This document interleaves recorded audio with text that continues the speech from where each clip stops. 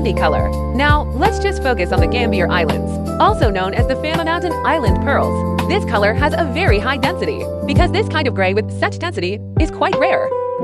On the market, what you usually see is good luster, but with a slightly hazy or foggy appearance. They might not achieve this level of transparency and luster. A client once told me, "Why does the gray here look so transparent? The luster isn't just floating on the surface. It has a translucent quality that comes from within." That's because the nacre layers are densely compacted. That's why it presents this kind of texture. It's that high-end, translucent glow. If you don't mind Baroque shapes, I highly recommend this one. When you wear it, you can't really tell it's not round from a distance. But when you look at it up close, it's definitely not the same as round pearls. But if your budget is limited, this is a great alternative. Even though they're not round, this level of quality is still very rare. Now, the second strand is also Baroque. If you look closely, you can tell it's not perfectly round either. Round pearls of the same quality would be much more expensive. It's also relatively iridescent. The base color is gray, with green, pink, and blue overtones. Now, the third one.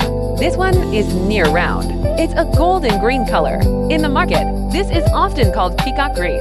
Peacock green comes in dark, medium, and light shades. This one is a light, vibrant green. It also has a very high density. Most of the golden green pearls you see on the market are from Hira Island. They are usually a single tone of golden green. But this one is different. It's a golden green with abundant and bright overtones, giving it great depth.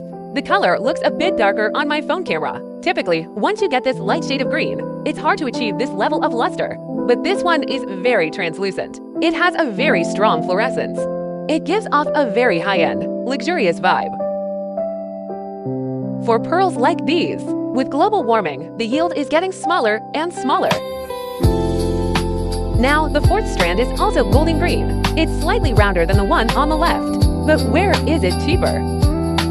Actually, it has slightly more blemishes, but they are not major flaws. The size of the blemishes also affects the value. The blemishes on this one are quite small. They are very, very faint blemishes. Both strands are vibrant, light golden green. The one on the right has more pinkish overtones. It has a slightly warm, coffee-like tone. You can choose based on your budget. But this color, it's quite difficult to string a perfectly matched strand. Mixed colors are relatively easier. For example, a strand with a few different accent colors is easier to put together than one that is perfectly uniform.